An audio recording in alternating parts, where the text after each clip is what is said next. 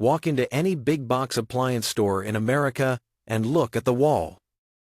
Whirlpool, Maytag, KitchenAid, Frigidaire, Electrolux, GE, Cafe, Bosch, Thermador. A dozen proud logos, a dozen different stories, a dozen companies all competing for the money in your pocket. It feels like the freest market on earth, endless choice, fierce competition, a brand for every budget and every taste. It is a magic trick. Behind those 13 logos, there are just 4 corporations. The Maytag and the KitchenAid you're standing between, comparing handle styles and warranties. Designed by the same company, in the same building, often on the same assembly line. The sleek, premium European Electrolux and the budget American Frigidaire facing each other across the aisle like rivals? Same Swedish parent. They are not competing for your money. They are dividing it up before you ever walk in the door. You are not comparison shopping. You are choosing between one company's price tiers, wearing different masks, arranged on a shelf to feel like a decision. Today, we pull the masks off. 13 of the biggest appliance brands in your kitchen and the 4 corporations that secretly own all of them. By the end, you will never look at an appliance showroom the same way again. And you'll know the small handful of brands that are still genuinely independent, because that is the only place real choice is left in this entire industry. But before we name the 4, you have to understand the trick itself, because it has a name. It's called badge engineering, and once you see it, you cannot unsee it anywhere in the store. Here is how it works. A corporation designs one refrigerator, one chassis, one compressor, one cooling system, one platform. Then it dresses that single platform in 3 or 4 different costumes and sells each one at a different price. The budget badge gets plain handles, fewer features, and the lowest price. The mainstream badge gets a cleaner look and the middle price. The dependable badge gets industrial-looking handles, a longer warranty sticker, and a higher price. And the premium badge gets brushed metal, a glow-up, and a number that can be double the budget version. Underneath the costumes, it is frequently the same machine, same parts, same factory, same engineers. You think you're weighing 4 companies against each other. You're being walked up one company's price ladder, one rung at a time, and made to feel clever for picking a rung. And it works on every category, not just fridges. Take dishwashers.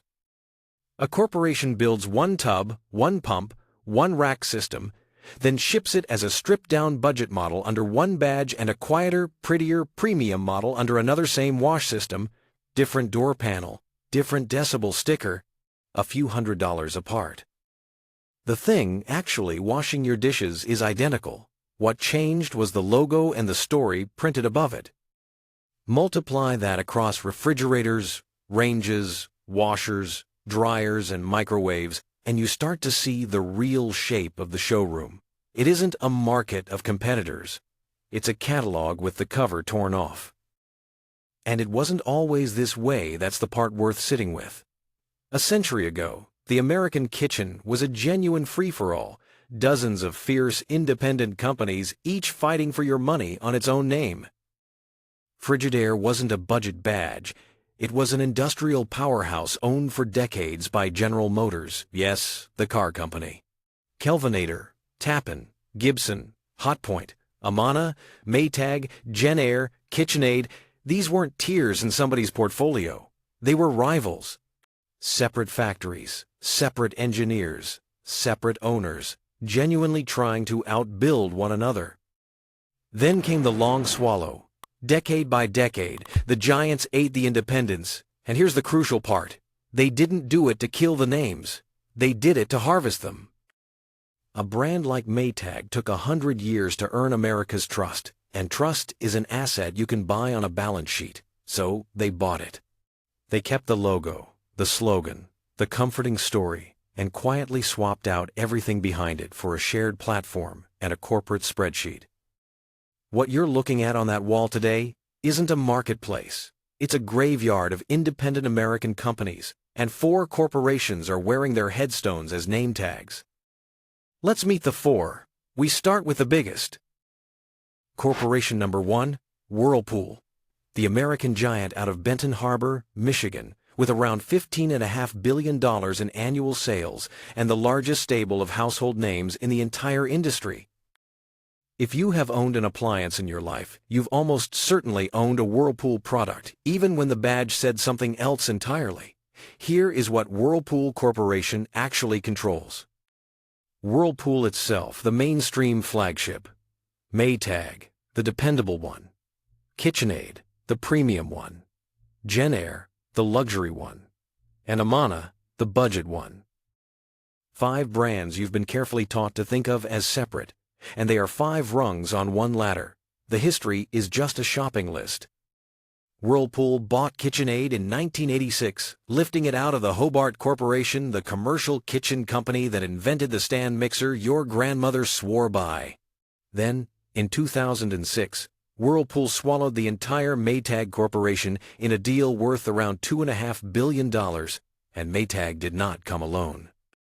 That single purchase also handed Whirlpool the JennAir brand, the Amana brand, plus Magic Chef, Admiral, and the Jade commercial line, all in one stroke. In one afternoon, half a dozen of your options became one company's property. And here's where the badge engineering gets almost funny. Take 3 refrigerators built on the same Whirlpool platform. The Amana version sits at the bottom, stripped down, cheapest. The Whirlpool version in the middle looks a touch more modern. The Maytag version on top wears heavier, industrial-style handles and a 10-year warranty sticker, and it costs more, and that toughness is a deliberate styling and warranty choice, designed to justify the premium, even though the same parent engineered all 3. The Maytag man, the lonely repairman, whose entire legend is that the machine never breaks, is a marketing character for a brand that is mechanically a dressed-up Whirlpool. And here is the kicker that ties Whirlpool's whole game together. Many of these brands roll off the same production lines in the same plants built by the same workers. A Whirlpool, a Maytag, and an Amana can be born minutes apart on one assembly line, get 3 different front panels and 3 different logos bolted on, and shipped to 3 different price points in the very same store.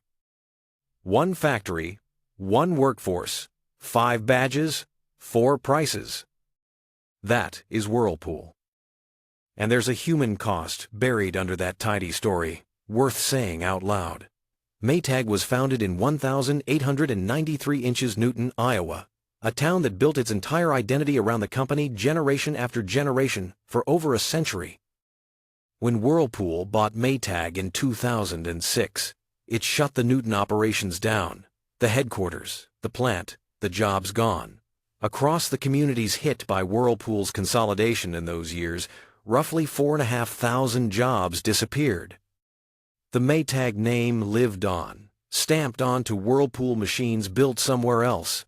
The town that made it did not. That is the quiet trade at the heart of all of this. The brand survives because it's profitable to keep. The company, the factory, and the people behind it are what actually get swallowed. Corporation number 2, Electrolux, the Swedish giant out of Stockholm, and the company that runs the cleverest good cop, bad cop routine on the entire sales floor. Electrolux owns its own namesake brand positioned as the sleek, premium European choice. And it also owns Frigidaire positioned as the familiar, mass-market, budget-to-mid American choice. So when you stand in the aisle weighing the upscale Electrolux against the everyday Frigidaire, feeling like you're choosing between a European luxury house and a humble American workhorse, you are choosing between 2 products of the same Swedish corporation, deliberately tiered to capture you whether you're feeling fancy or feeling frugal.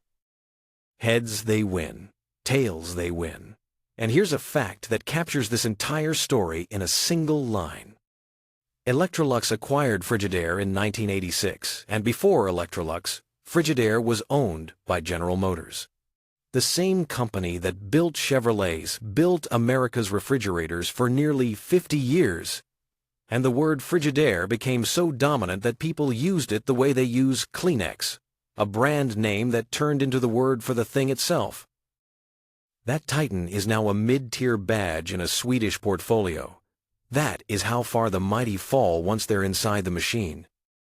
Electrolux also keeps Tappan, Gibson, Kelvinator, and White Westinghouse alive as badges more old American giants, reduced to name tags plus AEG and Zanussi in Europe.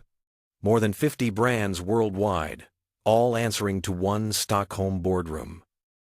And here's the detail that shows you exactly how this game is played at the highest level. In 2014, Electrolux tried to buy GE's appliance division for more than $3 billion. The United States Department of Justice sued to block it because combining Electrolux with GE, alongside Whirlpool, would have let just a couple of companies control roughly 90% of the kitchen appliances sold through the big home improvement retailers. Read that number again, 90%. The government itself looked at this industry and said, in effect, any more consolidation and there is no market left to protect. The deal collapsed. But the fact that it was even attempted tells you everything about the direction this is all pointed. Corporation number 3, Haier. And this is the one that makes people genuinely angry because it involves the most American-sounding brand of them all. General Electric. The name on the light bulbs your grandparents bought, the logo that practically is American industry. When you buy a GE refrigerator and feel a quiet flicker of patriotism about it, here is what you are actually buying. GE Appliances is owned by Haier, a Chinese corporation out of Qingdao. Haier bought the entire GE Appliance division in 2016 for $5.6 billion. And as part of the deal, it secured the right to keep using the GE name all the way through the year 2056. So that all-American badge is leased. The company behind it is Chinese, though. To be fair, the appliances are still largely built in Louisville, Kentucky, where GE Appliances has made things for over 70 years. The factory is American. The owner is not, and GE is only the headline. Haier also owns Cafe, Monogram, and GE Profile. Those are GE's own premium and luxury sub-brands, the upscale rungs on the GE ladder. It owns Hotpoint across the Americas. Back in 2012, it bought Fisher & Paykel, the New Zealand brand. And over in Europe, it scooped up Candy and Hoover's appliance business too. So, one Chinese corporation quietly controls GE, Cafe, Monogram, Profile, Hotpoint, and Fisher & Paykel, a complete span from budget to luxury, all under one roof. And think about the strangeness of that GE deal for a second. Haier didn't just buy the factories and the engineers. It negotiated the right to rent the GE name itself for 40 years. Because Haier understood the real prize wasn't the machinery, it was those two letters, G and E, and the century of American trust stamped into them. They bought the mask and agreed to keep paying to wear it. And here's a perfect little illustration of how meaningless the badges have become. Hotpoint. The Hotpoint appliances sold in the United States are made by Haier. The Hotpoint appliances sold in Europe are made by Whirlpool. Same name, same logo. Two completely different corporations on two different continents, both renting the exact same brand. The badge doesn't tell you who made your appliance. It never did. Quick thing before the fourth corporation, if this is already rewiring how you see that appliance wall, subscribe. Every breakdown on this channel follows the money behind the logo, not the marketing on the front. No brand deals, no sponsorships. Just who actually owns what. Corporation number 4, BSH, which today simply means Bosch. The German premium house, the company that owns the high end of your kitchen from the $400 dishwasher to the $15,000 range. BSH stands for Bosch und Siemens Hausgeräte. It began in 1967 as a joint venture between two German industrial titans, Bosch and Siemens, each holding half. Then, in 2015, Bosch bought out Siemens' entire stake and BSH became 100% owned by Robert Bosch. So, the Siemens appliance you might see in Europe and the Bosch dishwasher you buy here now answer to the same single owner. Here's what that owner controls. Bosch, the quiet, reliable, mid-premium brand at every big box store.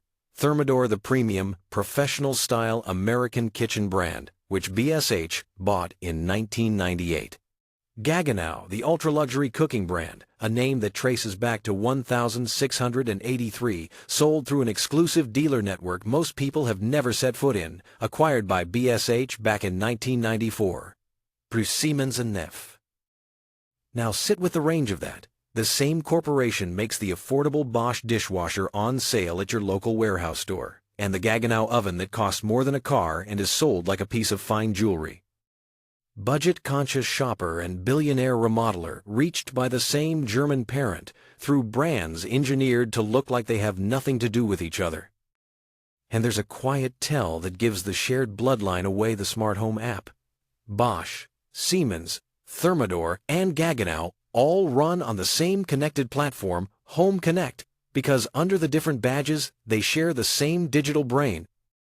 The $400 dishwasher and the $15,000 oven talk to the same app because they were raised in the same house.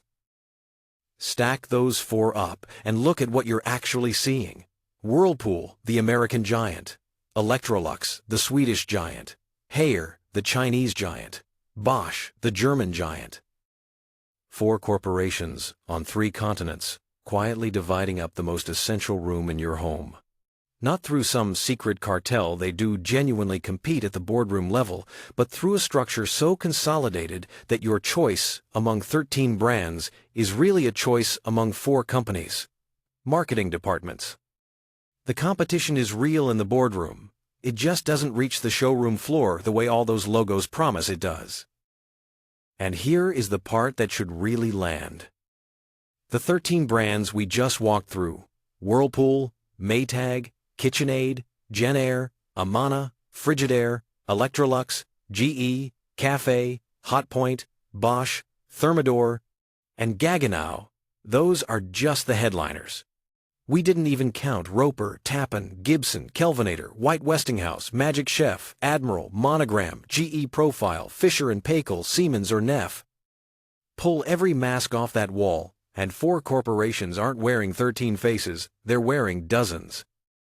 And then there's Kenmore, the old Sears house brand, which is its own special trick. Kenmore doesn't manufacture anything at all.